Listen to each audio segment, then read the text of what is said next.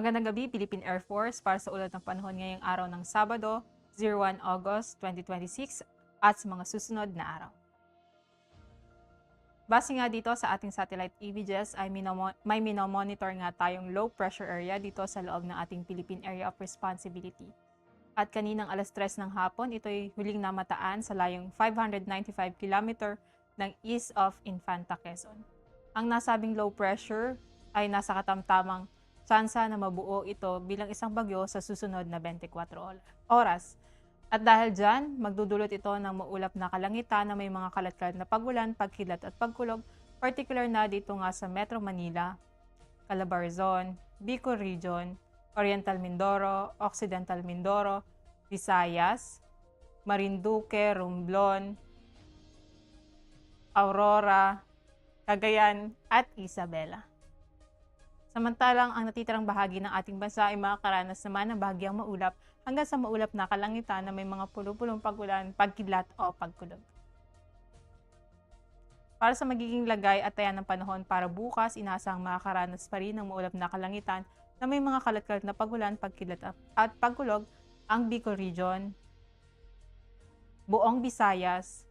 Samantalang ang Metro Manila at ng natitirang bahagi ng Luzon ay makakaranas naman ng bahagyang maulap hanggang sa maulap na kalangitan na may mga pulo-pulong pagulan, pagkidlat o pagkulog.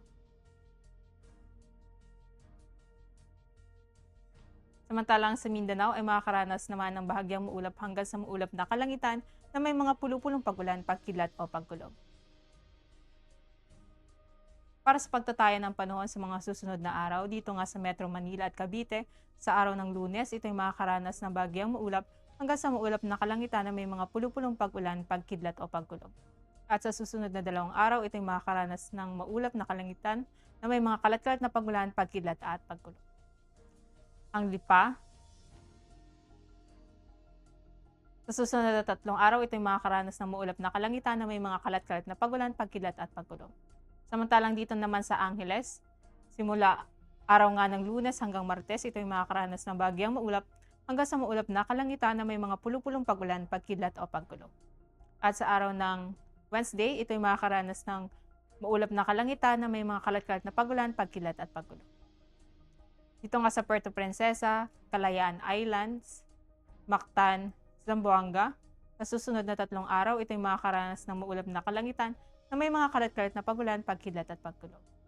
Dito naman sa Davao, sa susunod na 3 araw mula nga Lunes hanggang Wednesday, ito ay makakaranas ng bahagyang maulap hanggang sa maulap na kalangitan na may mga pulo-pulong pagulan, pagkidlat o pagkulog.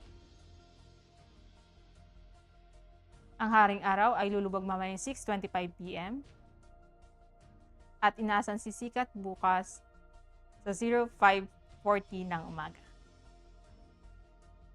Para sa ating illumination, meron tayong 92% decreasing. Para manatiling updated sa lagay at taya ng panahon, i-follow lamang Air Force Weather Center sa aming mga official social media accounts. At yan lamang latest update natin sa weather sa ngalan ng aming commanding officer na si Colonel Hermelino T. Calubiran Jr., PAP GSC. Ako si Sergeant Rosemary De Los Reyes, Philippine Air Force, weather broadcaster ng Air Force Weather Center. Muli, magandang gabi, Philippine Air Force.